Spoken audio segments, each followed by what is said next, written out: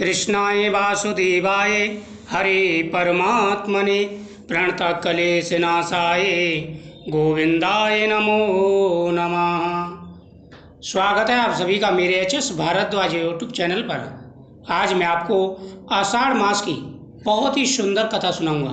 भगवान की भक्ति किस प्रकार करनी है, किस प्रकार से आषाढ़ मास में दान करें, भगवान की पूजा करें जिससे आपकी प्रत्येक मनोकामना पूरी हो। प्राचीन काल में विक्रमी नगर में राजा धर्मसेन राज्य करते थे। वे न्यायप्रिय, दानी और धर्मपरायण थे, किंतु वर्षा न होने के कारण उनके राज्य में सूखा पड़ा। चारों ओर हाहाकार मच गया। राजा ने अनेक यज्ञ हवन करवाए परंतु वर्षा नहीं हुई। राजा धर्मपरायण था, भगवान की पूजा पाठ करता, लेकिन अचानक राजा के राज्य में वर्षा न होने के कारण अकाल पड़ गया। राजा ने अनेकों यज्ञ अनुष्ठान करवाए लेकिन कोई लाभ नहीं हुआ। एक दिन एक वृद्ध किसान उनके दरबार में आया और बोला, हे राजन, यह आषाढ़ मास का समय चल रहा है। यदि इस मास में हम सच्चे मन से धर्म, दान और उपवास करें तो भगवान हमारे ऊपर अवश्य प्रसन्न होंगे। राजा ने पूछा, क्या केवल एक मास में यह सब संभव है? राजा ने पूछा कि क्या यह महीना इतना पवित्र है? किसान बोला, हाँ राजन, आषाढ़ मास वह समय है जब धरती स्वयं तपती है और ईश्वर के सान्निध्य में रहती है। इस मास में एक दिन भी जलदान, गोदान, अन्नदान करने से अक्षय फल की प्राप्ति होती है। शास्त्रों में कहा गया है कि आषाढ़ मास के महीने में अगर गोदान का सिर्फ संकल्प किया जाए, जलदान का सिर्फ संकल्प किया जाए तो 7 पीढ़ी तक के कुल का उद्धार हो जाता है। जलदान का इतना महत्व होता है। जो व्यक्ति रास्ते में जल की व्यवस्था करते हैं, जल दान करते हैं, छायादार वृक्ष लगाते हैं, छाया की व्यवस्था करते हैं तथा अन्न दान करते हैं, उनके पुण्य को कोई नहीं कह सकता।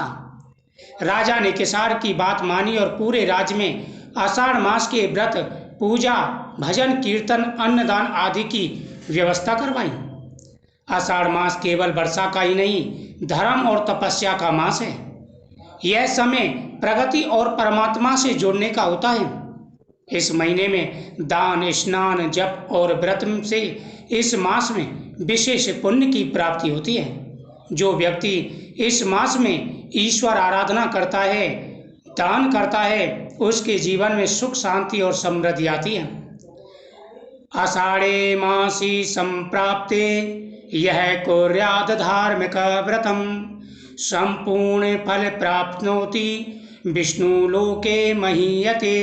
अर्थात जो व्यक्ति आषाढ़ मास में धर्म में व्रत करता है, जल दान आदि करता है, वह संपूर्ण फल प्राप्त कर विष्णु लोक का अधिकारी हो जाता है। इस प्रकार राजा ने यज्ञ, अनुष्ठान तथा दान पुण्य आदि कराई, जल की व्यवस्था करवाई और राजा के राज्य में भरपूर वर्षा होने लगी। अकाल दूर हो गया। इसी प्रकार से एक गरीब ब्राह्मण की कथा आती है जिसमें ब्राह्मण ने सिर्फ भगवान को जल अर्पित किया और भगवान इससे प्रसन्न हो गए। प्राचीन काल में एक छोटा सा गांव था जहां एक निर्धन ब्राह्मण सत्यनारायण रहते थे। उनके पास ना तो धन था, ना ही अच्छे वस्त्र और ना ही भोजन, लेकिन वे हर दिन आषाढ़ मास में भगवान विष्णु की पूजा किया करते थे। यानी एक छोटा सा गांव था जहाँ एक निर्धन ब्राह्मण रहते थे, सत्यनारायण।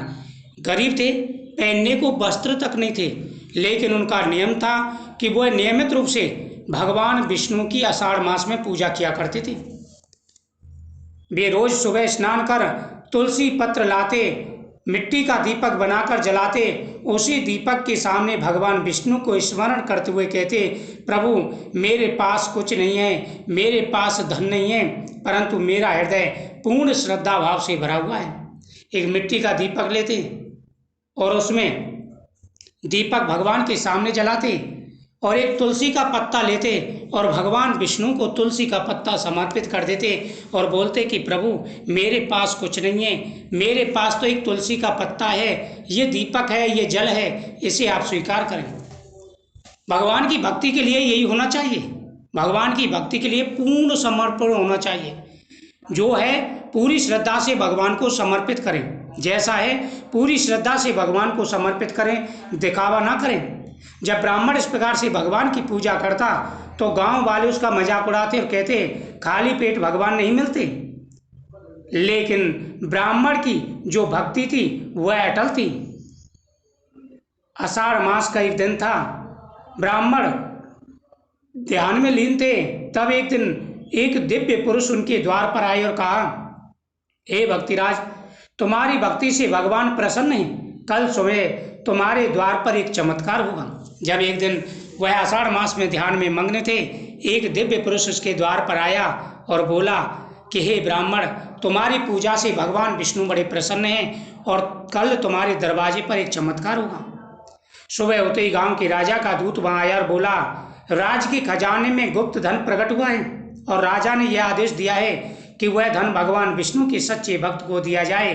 धन आपको अर्पण किया जा रहा है। यानी ब्राह्मण की आंखों में आंसू थे। भगवान ने चमत्कार किया। राजा के राज्य में, राजकोष में अचानक से धन बढ़ गया।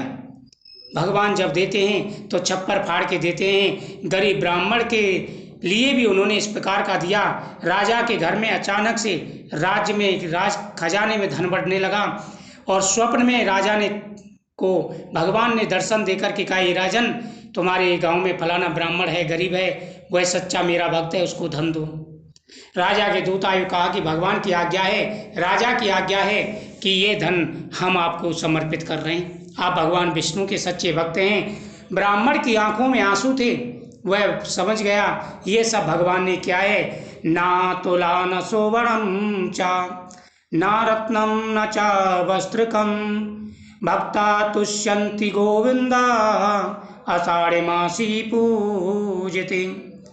आषाढ़ मास का ये तो महत्व है।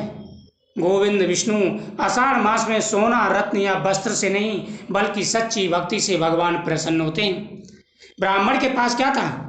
कोई उसने सोना, चांदी आदि दान नहीं किया। उसने सिर्फ क्या किया? पूरी श्रद्धा से एक तुलसी का पत्ता भगवान को समर्पित कर दिया। एक तुलसी का पत्ता भगवान को समर्पित किया, एक दीप भगवान को समर्पित किया, जल भगवान को समर्पित किया और भगवान ने उसकी मनोकामना पूरी कर दी। ब्राह्मण ने उस धन में से थोड़ा सा धन लिया जिससे उसकी पूर्ति हो जाए, उसकी जीविका चल जाए, और बाकी धन से उसने गांव के बीच में एक विशाल भगवान विष्णु का मंदिर निर्माण करवा दिया। ये होती है सच्ची भक्ति। चाहता तो पूरा धन रख लेता, 7 पीढ़ी बैठ के खाती, लेकिन नहीं, उसने कितना लिया कि जितने से उसका गुजारा हो सके, और बाकी धन उसने कहाँ लगा दिया? भगवान विष्णु के मंदिर में, निर्माण कार्य में लगा दिया। सुंदर भगवान विष्णु की मूर्ति स्थापित करवाई और ब्राह्मण की चारों ओर जय जयकार होने लगी। यही होता है। दान देने से कभी धन नहीं घटता। दान देना चाहिए, जितना सामर्थ्य हो दान दीजिए। कथा सुनने वाले को दान दीजिए, जो सुना रहा है उसको दान दीजिए, ब्राह्मणों के लिए दान दीजिए, गरीबों के लिए दान दीजिए, लेकिन जितना सामर्थ्य है उतना दान अवश्य निकालें।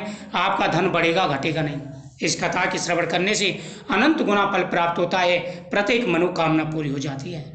ओम नमो भगवते वासुदेवाय नमः। प्रतिदिन कथाओं का श्रवण जरूर करें।